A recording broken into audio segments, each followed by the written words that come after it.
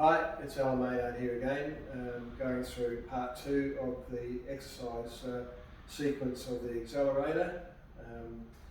It's in my home. It's a compact multifunction machine. The previous session we covered chest, shoulders, and so chest press and then shoulder press and that pull down. So the feature of the machine, to remind you, is that it's a dual concentric, means push-pull, means you're doing 2 exercises in one motion, halves the time, doubles the increase of the output, which is quite a unique feature. So the next stage of this machine is the next exercise sequence in the pre-organised routine is now bent over row and tricep push down. So the muscle groups we're going to use here are pulling up for lat, keeping the back still, stable, slightly bent knees, then we're pushing forward. I've adjusted the pump height to the right pivot height there, so I get this nice comfortable range of motion. And I've set the dials up to a moderate setting. There's no warm-up really required in this because there's no eccentric load, there's no compressive load, so there's nothing going to hurt other than actually the speed of motion, and the screen is indicating the speed, so the objective is to have the right load, so you've got maximal speed and maximum force output, which is indicated by the wattage that you've achieved. So it's not about high level resistance and low speed, or very light resistance and high speed where you're not exerting much output. It's a combination of both. A description on what's going on, so if you're not sure on what to do, we close this and we just go continue. So 3, 2, 1, and pull, push. It makes you go through the full range of motion so that you can't cheat. If you start cheating and it doesn't go through the full range of motion, it doesn't count. See, the bar's not doing anything. I've got to go through the full range of motion for it to count valid reps. So when you're doing 10, 12, 15 repetitions, and you've got muscle contraction going in both directions, it elevates heart rate really quickly, as I can feel that now.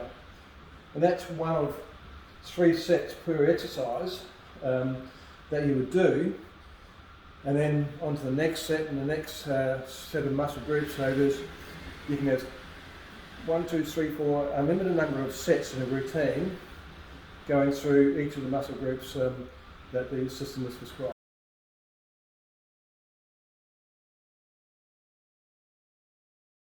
Exercise on this accelerator machine, following the bent over row and tricep push down, is now deadlift. So we're just going to skip past we're on to deadlift now. The program tells me the resistance level that I want to have, and we just go continue, and it's down, starting the down position, and then we're driving up, right up on the toes.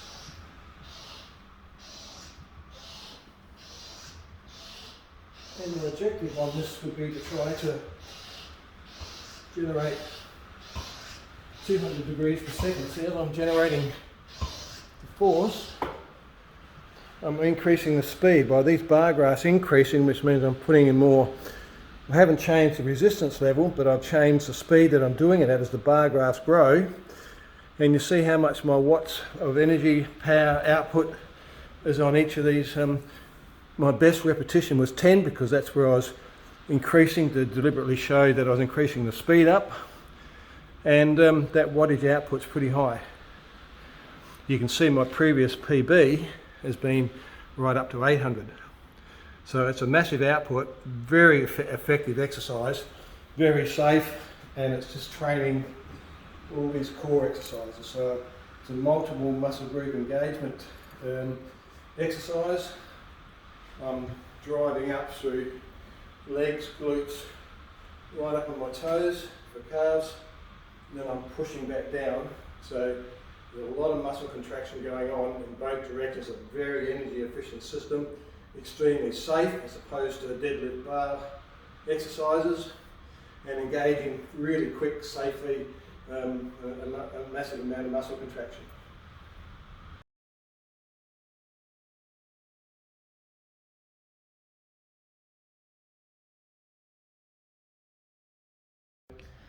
The next exercise is in this sequence of exercises off of this particular handlebar, and all we've done through this is turn the handlebar up one way to the other, from chest to shoulders to squat to bent over row and so forth, and just adjusted this column up to its right height to go through the correct range of motion for each of the exercises. The label on the machine here tells you the settings to raise the column up to have this set for the appropriate exercise. So it's all self-explanatory.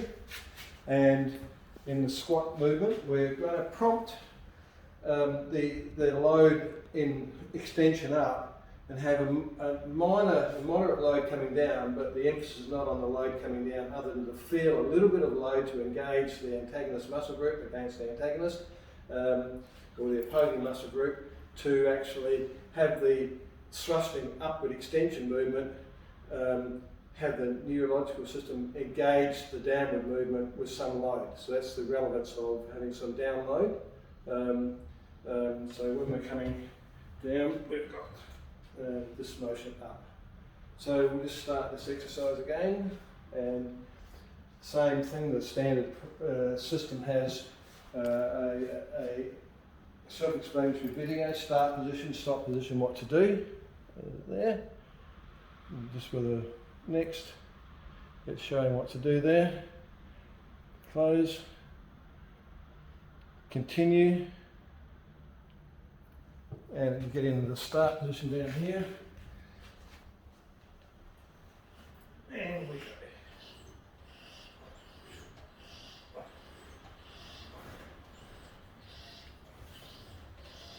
Phew. If you notice on this one, I had the setting, this is only setting 3, which is a light one, and the program can go up to whatever. But it's all about, again, reaching a speed. Extension speed, flexion speed, extension power, flexion power, and you can see the wattage output on this exercise, as opposed to the deadlift exercise, is nearly half. So it shows the relevance of leverages and different muscle groups, and the power you can generate off of this equipment varies from one exercise to the other. So if you're an older person with back issues, or a younger athlete trying to generate explosive power, it's all about the numbers and the settings to get into the optimal range, and most equipment doesn't show you that. You can pick up a set of dumbbells or a bar and weights, do that. It's nothing to do, doesn't give you any output in terms of the power and the speed that you should be going at. And in any case, if you're doing high speed with weights, you're highly likely to injure yourself. Whereas in this system, you can increase the load up to a point where it's showing the optimum wattage output for the most efficient range to increase power. So for all sports, or most general conditioning for longevity of a healthy body, and I'm well in my 60s, you want to be fit, strong, and not have stiff or aching joints because of the wrong type of exercising you're doing. I think one of the other unappreciated features of this equipment is that people are asking me a lot about specific sports effective training, muscle group training exercises. This machine that goes from the chest, shoulders, back deadlift that I've just shown is training these muscle groups, but I'm way under the maximum level of resistance, because it's a power speed generating system with a combination of moderate to 2/3 of your muscle strength capacity but at higher speeds without any compressive load at the end of the travel. So for people that want to combine a whole of body exercising and not just do a squat under a squat rack or whatever, there's ample opportunity to do that type of thing in gyms with an element of risk attached to it for strength gains, but power, explosive power, comes from the combination of the speed and the force. So and I've designed this machine so there's no possible way that anybody will be able to exceed its capacity to optimise their power, their wattage, their output, which the software records. It displays and it saves and it compares historical data over time. So it's a very high quality piece of exercise equipment at a pretty affordable price at a fairly space efficient manner that should fit into most environments. If you don't know what we know, you should know it because there's a lack of appreciation of what this type of equipment can do.